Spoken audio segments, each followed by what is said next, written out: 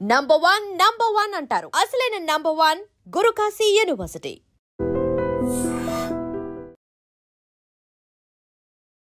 అరే ఓ చక్రధర్ నువ్వు కాంగ్రెస్ పార్టీకి రాజీనామా చేశానని తమాషాలు. నువ్వు ఒకసారేమో బీజేపీ అని చెప్పుకుంటావు, ఒకసారేమో బహుజన సమాజ పార్టీ అని చెప్పుకుంటావు. ఈ రోజు కాంగ్రెస్ పార్టీ అధికారంలో రాగానే కాంగ్రెస్ పార్టీ జాయిన్ అయ్యి నర్సరెడ్డి అని పిచ్చుకుంటా. నువ్వు ఏదో టెంపుల్ రన్ గేమ్ లెక్క ఆ పట్టాలెక్కి ఈ పట్టాలెక్కి తమాషాలు కాదు బిడ్డ. ఒకటే చెప్తున్నా, పూజల హరికృష్ణ పుట్టిందే కాంగ్రెస్ పార్టీలా, చచ్చిపోయి కూడా కాంగ్రెస్ పార్టీలని. ఇలాంటి సమాధానం చెప్పే అవసరం పూజల హరికృష్ణ గానీ మైనంపల్లి హనుమంత్ అన్న గానీ లేదు. మళ్ళొకసారి కాంగ్రెస్ పార్టీ గురించి మాట్లాడితే నీ నెత్తి మీద కాలేడు దొక్కుతా. నువ్వు ఏమనుకుంటున్నావు? మా నువ్వు ఓన్ కోసానికి ఎవడోడో నేను నీకు చైర్మన్ చేస్తా, నీతో పిచ్చర్ అవుతారా రా? నువ్వు ఒక లీడర్ రా నీ బతుకుకి? నువ్వు పిచ్చ నువ్వు నీ దోస్తుల దగ్గర రాజకీయం చేసిన నువ్వు మా గురించి మాట్లాడతావు. అలా ఒక కాంగ్రెస్ పార్టీ కార్యకర్త తెలుసుకుంటే ఏమవుతుందో రేపంచో నీకు చూపిస్తాం బిడ్డ. నువ్వు ఏమనుకుంటున్నావు? నీ బాధ్యత నాది, మా సైన్యాంది బిడ్డ. మళ్ళొకసారి కాంగ్రెస్ పార్టీ గురించి గాని మా కార్యకర్త గురించి మాట్లాడితే నీ బాధ్యత మాది. నమస్తే, వెల్కమ్ టు ఐ డ్రీమ్. నిన్న యాక్చువల్లీ కాంగ్రెస్ పార్టీకి రాజీనామా చేసిర్రు సిద్దిపేట జిల్లా నాయకులు చక్రధర్ గౌడ్ గారు. ఏంటి రీజన్? ఆయన కొన్ని ఎలిగేషన్స్ చేసిండ్రు, అట్లాగే తన రాజీనామా లేఖలో కూడా కొన్ని ప్రస్తావించారు. అసలు ఏం జరుగుతోంది కాంగ్రెస్ పార్టీలో అండ్ సిద్దిపేట జిల్లాలో ఎస్పెషల్లీ ఏం జరుగుతోంది ఒకసారి మాట్లాడే ప్రయత్నం చేద్దాం. నమస్తే సార్, బాగున్నారా? నమస్తే, బాగున్నా. యా, రాజీనామా చేసినా కూడా ఎందుకు చాలా కూల్ గా ప్లెజెంట్ గా కనిపిస్తున్నారు? You are not tensed. ఇప్పుడు ఈ పార్టీలోకి వచ్చినప్పుడు ఏదో వస్తుందని ఆశపడలేదు, పోయేనాడు కూడా అయ్యో నేనేం నష్టపోయినా అనే బాధ లేదు. ఈ రెండు చూసుకున్నట్టయితే నష్టపోయింది ప్రజలు. ఎందుకంటే నాలాంటి వాడు కొట్లాడే గొంతుగా కాంగ్రెస్లో ఉండాలని వాళ్ళు అనుకున్నారు. ప్రభుత్వం నుంచి ఏదైనా కొట్లాడి తేగలుగుతాడు మావాడు అనుకున్నారు. కానీ వీళ్ళు ఎవడైతే కొట్లాడతాడో, ఎవడైతే నిజాయితీగా ఉంటాడో, ఈ ల్యాండ్ గ్రాబర్లను ఎవడైతే అరికడతాడో, ఎవడైతే లంచగొండి వ్యవస్థని అడ్డుపడతాడో అట్లాంటి నాయకులు మా పార్టీలో వద్దు అని అనుకున్నారు. కాబట్టి నేను బయట ఉన్నా. చాలా అంతకు మించి చెప్పండి. ఇవాళ అధికార పార్టీలో ఉండాల్సిన నేను బయట ఎందుకుంటా మీరు చెప్పండి? సైలెంట్గా ఉన్నా, నాకు ఏ అవసరం లేకున్నా. ఒకవేళ మారాలి స్వార్థం కోసం అంటే ఇంకా 3 ఏళ్ళ గవర్నమెంట్ ఉంది కదా, ఒక ఏడాదిన్నర 1 year అని ఉండొచ్చు కదా నా పనులు చక్కబెట్టుకోవడానికి. కుంటిదో గుడ్డిదో ఒక చిన్న పని అయితే జరుగుతుంది కదా, జరగకుండా అయితే ఉండదు కదా గవర్నమెంట్లో ఉన్నప్పుడు. మరి ఎందుకు బయటికి వచ్చినా అంటే అక్కడ పార్టీని బతకనివ్వట్లేదు. కార్యకర్తలు అందరూ నిరుత్సాహంగా ఉన్నారు. జెడ్పీటీసీ, ఎంపీటీసీ, సర్పంచ్లో ఇప్పుడు ఏదైతే పేటరేగిపోతుండో మైనంపల్లి, ఒక్క సర్పంచ్ని గెలిపి చూపించమని ఆయనతో అవుతుందా అండి? ఏదో కిస్మత్ బాగుండి ఇంత ఎమ్మెల్యే అయ్యిండు గతంలో, కానీ భ్రష్టు పట్టించేస్తారు. మొత్తం కబ్జాల మయమైపోయింది. రైతుల భూమికి రక్షణ లేదు. మీకు ఒక్కటి చెప్తానండి, నేను వచ్చిన నేపథ్యమే రైతు నేపథ్యం. రైతు ఆత్మహత్యలు ఆగాలని నేను వస్తే నా మీద అడ్డమైన కేసులు పెట్టిర్రు. అయినా కానీ నేను జైలుకు పోయినా వచ్చిన. ఇప్పటిక నాట్ టు అరెస్ట్ అని తెచ్చుకోలే. ఏ రోజు డైరెక్ట్ జైలుకు పోయినా, ప్రాసిక్యూట్ అయినా, నేను నేరం చేయలేదన్న కేసులు కూడా కొట్టేశారు. ఇవాళ మళ్ళీ కాంగ్రెస్ అదే నడుస్తుంది. ఇందిరమ్మ ఇల్లు ఇవ్వాలంటే 25,000 ఎందుకు ఇవ్వాలమ్మా? రేషన్ కార్డు అడుగుతున్నారా? 25,000 అడుగుతున్నారు. రేషన్ కార్డుకి 5,000 ఎందుకు ఇవ్వాలమ్మా? మీరు చెప్పండి. మనం గవర్నమెంట్లో ఉన్నామా? ఈ బ్రోకర్ పని ఎందుకు చేయాలి? ఇట్లాంటి కార్యక్రమాలకు నేను అడ్డు తగిలిన, అక్కడ ఉండే వ్యవస్థలకి ప్రశ్నించిన. ఇది కరెక్ట్ కాదు. మనం రేవంత్ రెడ్డి గారు చెప్పేది ఏంది, ఇక్కడ జరుగుతున్నది ఏంది అన్న. ఎకరా భూమి కొట్టేసి దాన్ని 4 కోట్ల కబ్జా పెట్టి మైనంపల్లి కబ్జా కోర్లకు సపోర్ట్ చేస్తుండు. సరే, సపోర్ట్ చేసినావు, వాళ్ళు న్యాయంగా కొట్లాడేటోళ్ళ మీద కేసులు పెట్టిర్రమ్మా. దొంగతనం కేసులు పెడతారు అలా రైతుల మీద కూడా. ఆ రైతు కుటుంబాలు 14 కుటుంబాల మీద కేసులు పెట్టిర్రు వీళ్ళు. దానికి నిరసనగా మా రైతుల లోపల ఆత్మస్థైర్యాన్ని నింపడానికి నేను నా ప్రాథమిక సభ్యత్వానికి అవసరమే లేదు ఈ పార్టీ. ఎన్ని కష్టాలు వచ్చినా పడతా, మీకోసం కొట్లాడతా అని బయటికి వచ్చిన. యాక్చువల్లీ మీ పోరాటం బీఆర్ఎస్ మీద ఉండే, బీఆర్ఎస్ మీద గట్టిగా పోరాటం చేసిర్రు. అక్కడ ఉన్నటువంటి పెద్ద నాయకులు హరీష్ రావు గారి మీదనే మీరు పోరాటం కొనసాగించింది. అట్లాంటిది మీరు అది నచ్చకనే మీరు కాంగ్రెస్ వైపు వచ్చిర్రు. కాంగ్రెస్ వైపు వచ్చిన తర్వాత ద సేమ్ ఎలిగేషన్స్ మళ్ళా కాంగ్రెస్ మీదనే చేస్తున్నారు. అంటే పార్టీలే ఇట్లా తయారైనాయా? అధికారంలో ఎవరుంటే ఇట్లనే చేస్తుర్రా? ఏంది లెక్క తప్పమ్మా, ఏంటి? తప్పు అది. పార్టీలో ప్రాబ్లం ఉండదు, వ్యక్తుల్లో ప్రాబ్లం ఉంటది. అక్కడ నియమించిన వ్యక్తికి తగ్గట్టు అక్కడ వ్యవస్థలు అనేటివి ఉంటాయి. ఇప్పుడు చక్రధర్ లాంటి నువ్వు అక్కడ ఇన్ఛార్జ్ బాధ్యతలు ఇచ్చుంటే పరిస్థితి వేరేలాగా ఉండు. ఎక్కడ రూపాయి కరప్షన్ ఉండకపోదు, లబ్ధిదారులకు అందరికీ న్యాయంగా అన్ని రావాలి అని చెప్పాను. కానీ ఇక్కడ మైనంపల్లికి ఏం పనమ్మా? సిద్దిపేటలో నువ్వు మల్కాజ్గిరిలో ఉండాలి, నీ కొడుకు మెదక్లో ఉన్నాడు, మెదక్ పోవాలి. సిద్దిపేట రాజకీయం నీకెందుకు? అక్కడ బిఆర్ఎస్ నుంచి కబ్జా కోర్లు అని చెప్పేసి మన కాంగ్రెస్ పార్టీ ప్రెస్ మీట్ పెట్టి ఒకరిని కబ్జా కోర్ అన్న తర్వాత వాడిని మనం పార్టీలోకి తీసుకోవచ్చా? వాడిని పార్టీలోకి తీసుకొచ్చి వాడు పెట్టిన కబ్జాని మనం కాపాడుతున్నామంటే మనం ఎవరితో స్నేహం చేస్తున్నాం అంటున్నాం. వెలమలు నేను అప్పుడైనా రైతుల కోసమే కొట్లాడినా అమ్మ. హరీష్ రావు రైతుల మీద ఉక్కుపాదం మోపుతుండు, జాగాలు గుంజుకుంటున్నాం కొట్లాడినా. ఇక్కడ మైనంపల్లి అదే దరిద్ర పని చేస్తున్నాం కొట్లాడినా తప్ప వ్యక్తి మీద లేదమ్మా నాది. కాన్సెప్ట్ వైజ్ రైతుల జోలికి రాకండి. గత ప్రభుత్వం రైతుల మొత్తం నిండా ముంచేసింది, మనం అదే తప్పు చేయొద్దని హెచ్చరించిన. అట్లీస్ట్ నా రాజీనామా ముఖ్యమంత్రి గారి చెవిన పడి ఒక్కసారి అటువైపు చూస్తే ఆ రైతులకు న్యాయం జరుగుతుందని నేను వదిలేసిన మా పార్టీని. నేను పార్టీని వదిలేసిన అంటే పార్టీ లైన్లో నడవాలంటే నాతో కాదు. ఇట్లా దొంగతనంగా భూములు కొట్టేసి నోరు మూసుకొని కూర్చోమంటే అది నాతో అవ్వట్లేదు. అందుకే బయటకు వచ్చేసింది. ఇప్పుడు మైనంపల్లి మీ జిల్లా ఇన్ఛార్జ్ గా ఉన్నాడు కాబట్టి మీకు లేడమ్మా, నచ్చట్లేదా? లేడు. తప్పు, రాంగ్ రాంగ్. డామినేషన్ ఆయనది ఎక్కువైపోయింది, మీరు హైలైట్ కావట్లేదు అనేసి మీకు నచ్చట్లేదా? ఏం నచ్చట్లేదు? ఇంతకు ముందే మీరు అన్నారు కదా, ఒకవేళ నాకు ఇన్ఛార్జ్ ఇచ్చి ఉంటే ఇలా ఉండేది కాదు అని అన్నారు. అంటే మనసులో Yes. మాట అదేనా? అమ్మ, కరెక్ట్గా అన్నం పంచేవాడికే బాధ్యతలు ఇవ్వాలి ఎక్కడ కానీ. ఒకవైపు నిలబడేవాడిని కాదు. అసలు మాకు మైనంపల్లికి ఇన్ఛార్జ్ లేదు, ఆయన మాకు సంబంధమే లేదు. ఎవడు పెట్టిన ఆయన ఇన్ఛార్జ్ని? కొంతమంది లోఫర్ గాళ్ళు అక్కడ కబ్జాల కోసం ఈయన ఊకే ఆహ్వానించడం. మరి ఇతర కాన్స్టిట్యున్సీలు ఏవి మైనంపల్లిని పిలవెందుకు? వై సిద్దిపేట అంటే కొన్ని వ్యవస్థలకి ఆయన అక్కడ హరీష్ రావు పైన రేపు నిలబడాలనుకుంటుండా, లేకపోతే అక్కడ ఇంకేదన్నా కబ్జా కోర్ రాజకీయం చేద్దాం అనుకుంటుండా. మా మంత్రి, ఇన్ఛార్జ్ మంత్రి వివేక్ గారు, జిల్లా మంత్రి పొన్నం గారు, జిల్లా అధ్యక్షుడు నర్సారెడ్డి గారు, ఇన్ఛార్జ్ వేరే అతను ఉన్నాడు. ఈయనెవరండి? ఈయనకి ఏం సంబంధం మాతోటి? మరి ఇదే విషయాన్ని మీరు చెప్పలేదా? జిల్లా మంత్రి ఎవరు ఇన్ఛార్జ్ ఉన్నారు ఆయనకు చెప్పలేదా? మీరు ఇప్పుడు అన్నటువంటి పెద్దలందరికి ఎవరికి చెప్పలేదా? జిల్లా డిసిసి అధ్యక్షుని పైన మొన్న కేసు పెట్టిరమ్మా. ఆయనకే గతి లేదు. ఈ మైనంపల్లి చేసే అకృత్యాలు అక్కడ పోయి అక్కడ డిస్టర్బ్ చేసిండు వ్యవస్థల్ని. మీకు ఇంకొకటి విషయం చెప్తానమ్మా. మొన్న రీసెంట్ గా ఆయన ఒక వీడియో వైరల్ అయింది, మీరు చూసుకుంటారో లేదో. నేను ఒక బహుజన బిడ్డనమ్మా, రైతుల కోసం పనిచేసిన, మినిమం ఆ గౌరవం ఉండాలి కదా మనిషి అనేటోనికి. చక్రధర్ గారు ఒక ముండా కొడుకు అని తిడతాడా అమ్మ? మా తల్లిని తిట్టాల్సిన అవసరం ఏమొచ్చింది? ఆయనకి ఏమైనా బుద్ధి ఉందా? ఒక పెద్ద వయసు గల్లోడు ఒక నాయకుడు. ఆ వీడియో వైరల్ అవుతుంది అమ్మ, ఇప్పుడు కొన్ని లక్షల మంది చూసిర్రు ఆ వీడియో. అది ఎంతవరకు ఇవ్వాల అమ్మ? ఒక వీడియో పంపితే మీరు చెప్పు చూపిస్తారు ఇలాంటి వాళ్ళకి.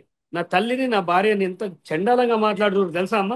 ఇప్పుడు వీడియోలు ఇవాళ నేను గుండె తట్టుకోలేకపోయింది. నా తల్లిని చాలా దారుణంగా నిందిస్తూ చక్రధర్ గారు వాని భార్యని ఎక్కడెక్కడో తారుస్తాడని మాట్లాడుతారమ్మా. ఇదా అమ్మ ఇట్లాంటి ఎదవల? ఇంత మాట్లాడిన తర్వాత వీళ్ళని ఏమనాలి చెప్పు? అంత చండాలమైన మాట. చక్రధర్ గౌడ్ ఎందుకు టార్గెట్ అయ్యిండు? చక్రధర్ గౌడ్నే ఎందుకు టార్గెట్ చేసిండ్రు? అమ్మా చూడు, నేను ఒక బీసీ నాయకుడిని, అక్కడ హరీష్ రావు పైన నిలబడ్డ నేపథ్యం ఉంది. నాకు 17,000 ఓట్లు వచ్చినాయి అమ్మా. 17,000 5 రోజుల ప్రచారంలో 17,000 వస్తున్నాయి. ఇప్పుడు నా గ్రాఫ్ ఎట్లాగో పెరుగుతుంది. బహుజనులంతా నా వైపు ఉన్నారు. రేపు వీడు సిద్దిపేటలో ఎదగొద్దు, వీడు పైకి రావద్దు, సిద్దిపేటలో వీడిని తుంచేసేయాలి అనే క్రమంలోనే ఈ కొంతమంది ఒక సిండికేట్ గా ఏర్పడి నన్ను అడుగున ఇబ్బంది పెడుతున్నారు. ఇది బీఆర్ఎస్ కోవట్టే మైనంపల్లి. ఆ పార్టీలకి వెళ్ళి వచ్చినోడు ఆ పార్టీకే పనిచేస్తుండు. సిద్దిపేటలో హరీష్ రావుకి పనిచేసేది మైనంపల్లి మాత్రమే. మైనంపల్లి హనుమంతరావే పనిచేస్తాడు. 100%. లేకపోతే అంత కొట్లాడే నన్ను అనవసరంగా ఇప్పుడు ఈ వెనక చక్రధర ముండా కొడుకు అనాల్సిన అవసరం నీకు ఏమొచ్చింది? ఒకసారి దానికి సంజయ్ చెప్పరాదు. నువ్వు అన్న వీడియో అయితే బయట వైరల్ అవుతుంది, నన్ను తిట్టాల్సిన అవసరం ఏంది?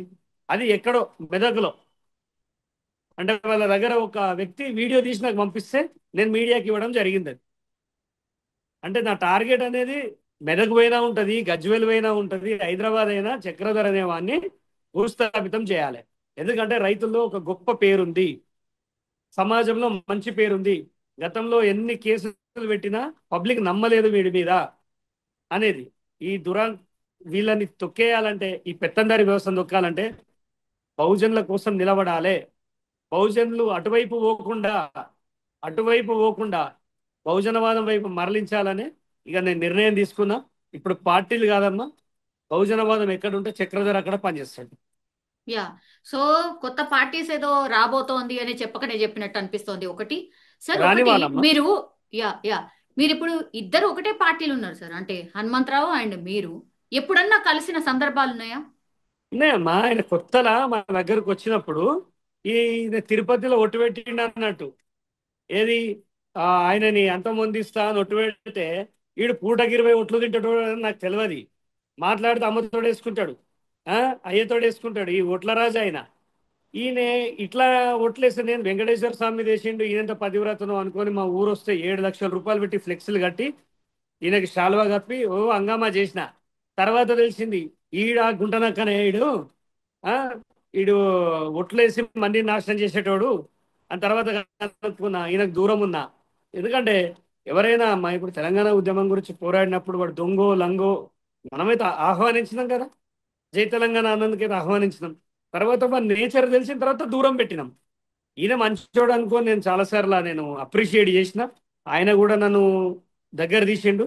మరి ఆయన మనసులో ఏ విషయం ఉందో సడన్ గా చక్రధర్ గాని తొక్కేయాలి, నేను వచ్చి సిద్దిపేటలో నిలబడతా అంటావు. గాడిదలుగా వస్తావు మరి మల్కాజ్గిరిలో అవన్నీ నిలబెడతావు. సిద్దిపేటకు వచ్చి నిలబడతా అంటున్నామ్మా. ఆడ పోలీస్ కేసులు చేసుకున్నది మేము. అంటే ఏడ ప్లేట్ ఉంటే ఏడ పచ్చగా ఉంటాడో పోయి మెక్కాలి, కొంచెమైనా సిగ్గుండాలి. ఒక బహుజన నాయకుని పట్టుకొని ఆయన తల్లిని తిడతావా? నువ్వేం చదువుకున్నావు? నువ్వు అమెరికాలో ఏం పని చేసినావు? చిప్పలు కడిగుంటావు. అందుకే చిప్పలు కడిగేవాడి లాంగ్వేజ్ కూడా ఇంకా సాఫ్ ఉంటుంది. అంత చండాలంగా మాట్లాడినమ్మా మా ఇంట్లో వాళ్ళని. ఒక బజారు వీధి రౌడీ కంటే వేస్ట్ ఫెలో. ఎందుకు ఇంత పర్సనల్ గా టార్గెట్ చేయాల్సిందేంటి? సరే, మీరు చేసే పనుల మీదనో ఇంకే దాని మీదనో మాట్లాడచ్చు, ఎవరైనా మాట్లాడచ్చు. పర్సనల్ గా మరి మీ ఫ్యామిలీని టచ్ చేయడం ఎందుకు? దేనికి?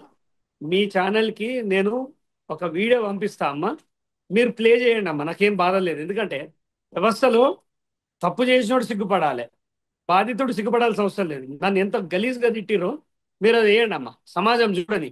నా భార్యని మీరే ఒక యాంకర్గా, ఒక మహిళామూర్తిగా మీరే చెప్తూ కొడతారు ఆ మాటలు.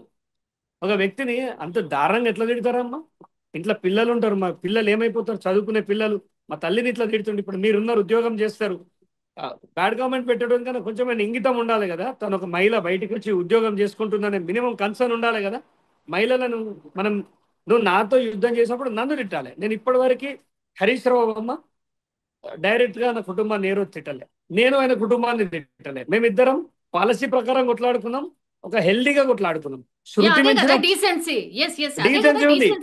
ఎస్, ఇవాళ వీళ్ళని చూస్తే, ఈ ఎదవాళ్ళని చూస్తే అక్కడ చేసిన పోరాటంలో ఒక స్పిరిట్ ఉంది. ఇదేందమ్మా, కుటుంబాల మీదకి వచ్చి వీని భార్యని ఇచ్చేస్తా, వీని భార్యని అజ్జేస్తా అంటే ఈ ఎదవల మీద అట్రాసిటీ కేసులు పెట్టాలి, వీళ్ళ మీద పోక్సో కేసులు పెట్టాలి, వీళ్ళ మీద రేప్ కేసులు పెట్టాలమ్మా.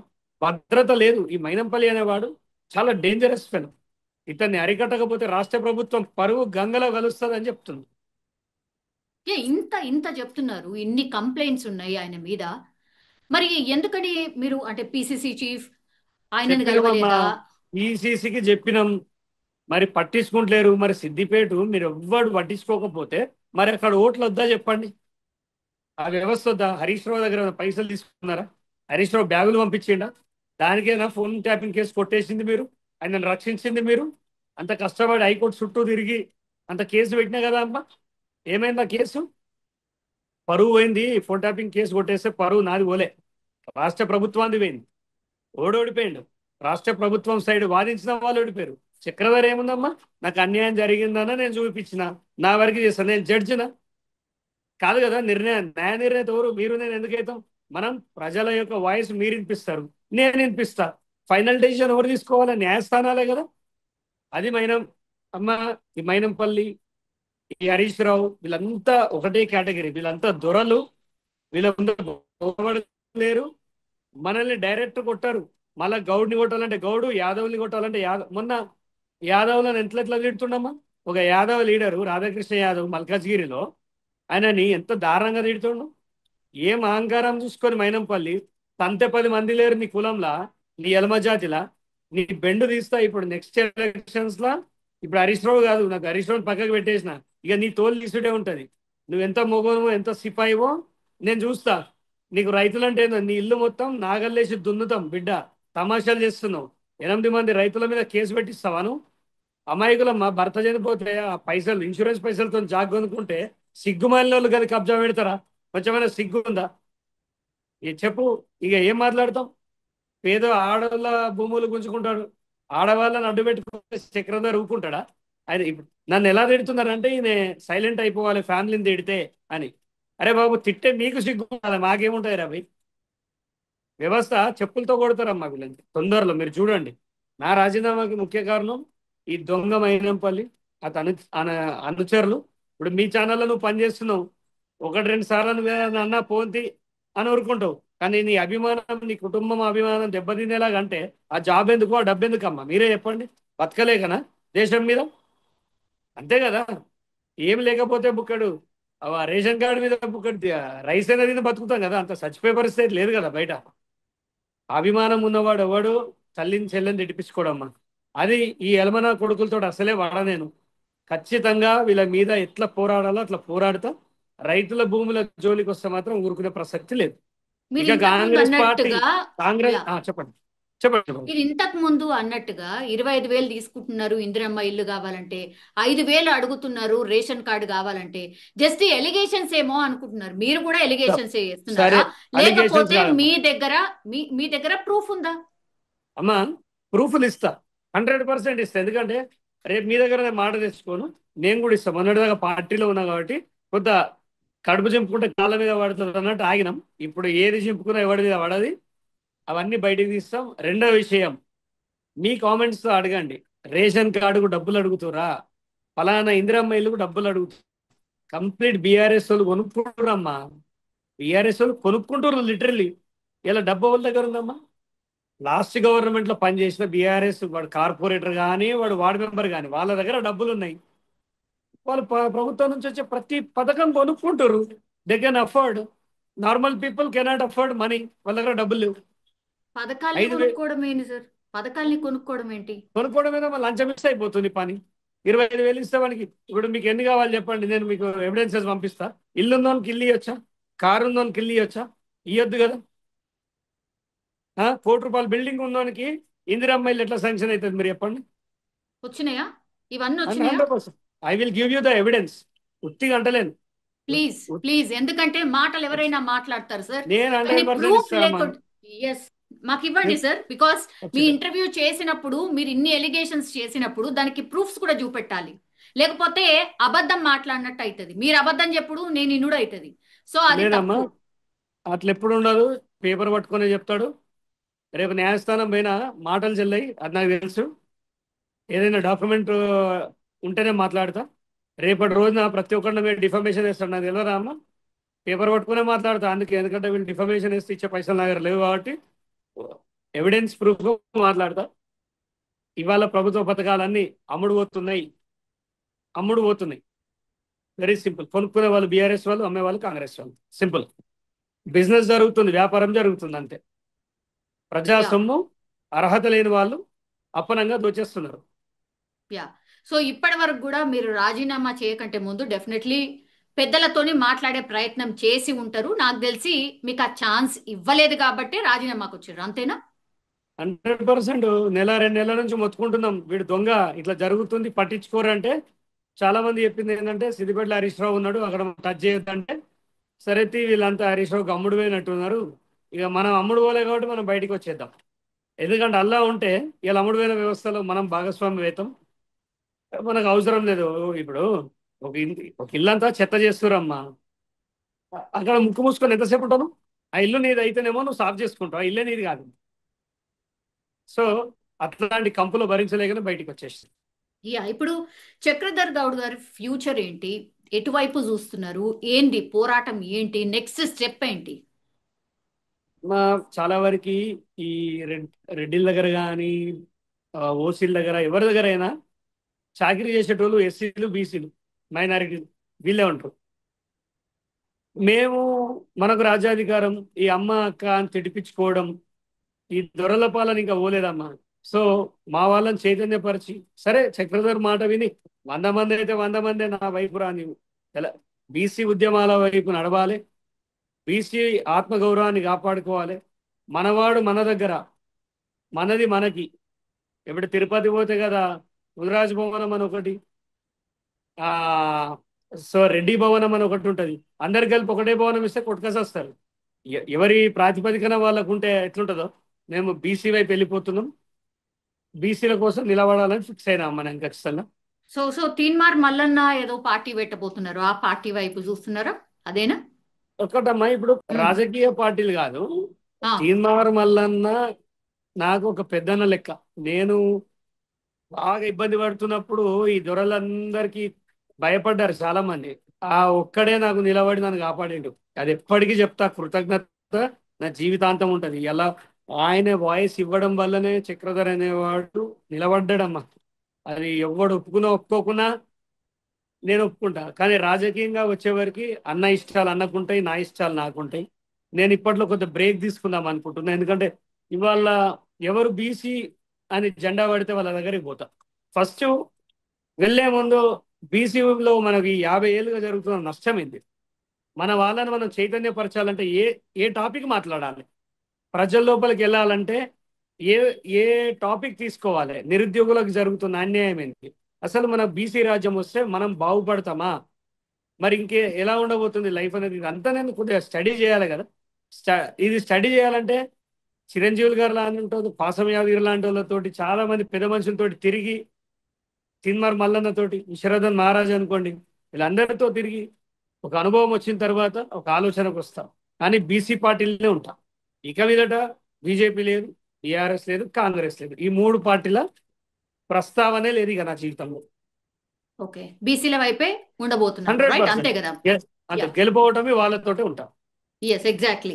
సో లాస్ట్లీ మీరు ఇంతకు ముందు ప్రామిస్ చేసినట్టుగా ఇందిరమ్మ ఇళ్ల గురించి కానీ, లేకపోతే రేషన్ కార్డులకు సంబంధించి కానీ ప్రూఫ్స్ మాకు చూపిస్తా అన్నారు కాబట్టి, మీ ఫోన్ లో ప్రూఫ్స్ ఉంటే మాకు లైవ్ లోనే చూపించేసి సెండ్ చేస్తామమ్మా. ఇవి కాన్స్టిట్యున్సీలో ఇవన్నీ Okay. జరిగేటి కాదంటే, మొన్నటిదాకా మేము పార్టీలో ఉన్నాం కాబట్టి అవన్నీ రివీల్ చేయలేదు. ఇప్పుడు Okay. 1 by 1 అన్ని వచ్చేస్తాయమ్మా. ఎందుకు ఫ్రెష్ రేపు నిన్న మొన్న జరిగిన ఇన్సిడెంట్లు వస్తాయి. ఎందుకంటే అధికారులు కానీ అక్కడున్న లోకల్ నాయకులు కానీ యథేచ్ఛగా డబ్బు తీసుకుంటారు. ఏముంది, టీవీ ఛానల్ ఇవాళ వేస్తారు, రేపు తీసేస్తారు. మన మీద ఎవడరా అసలు జులుం చేసేది, మనల్ని ఎవడరా సస్పెండ్ చేసేది అనే ధైర్యంతో ఉన్నారు. సో అలాంటి వాడు తప్పు చేయడానికి, ఇప్పుడు ట్రాఫిక్ పోలీసు వాళ్ళు మిస్టేక్ జరుగుతూ ఒకప్పుడు బండి తీసుకెళ్ళి పోలీస్ స్టేషన్లో పెడితే వాడు భయపడి లైసెన్స్ తెచ్చుకునేటోడు, హెల్మెట్ వేసుకునేటోడు. ఇప్పుడు ఏమైపోయింది, ఏమో చలాన్ కొట్టుకుంటాడు. డిసెంబర్లో ఎప్పుడో మనకి ఏమంటారమ్మా, డిస్కౌంట్ వస్తుంది. డిస్కౌంట్ కోసం ఎదురు చూసినట్టు పార్టీలలో కూడా డిస్కౌంట్ ఆఫర్లు నడుస్తున్నాయి అమ్మ. ఏంటంటే తప్పు చేద్దాం, మన అధిష్టానం పిలిచిందనుకో, మనం తిన్నదాల్లో 60% వానికి ఇద్దాం, 40 మనం తిందాం. సో ట్రాఫిక్ ఏట ప్రభుత్వం ఎట్లుందో అధికారులు అట్లే ఉన్నారు, పార్టీ నాయకత్వం అట్లే ఉంది. ఇక మేము కళ్ళు మూసుకొని ఇలాంటి దాంట్లో ఉండాలంటే కొద్దిగా ఇబ్బంది అవుతుంది. సో ఉండలేకపోతున్నాం.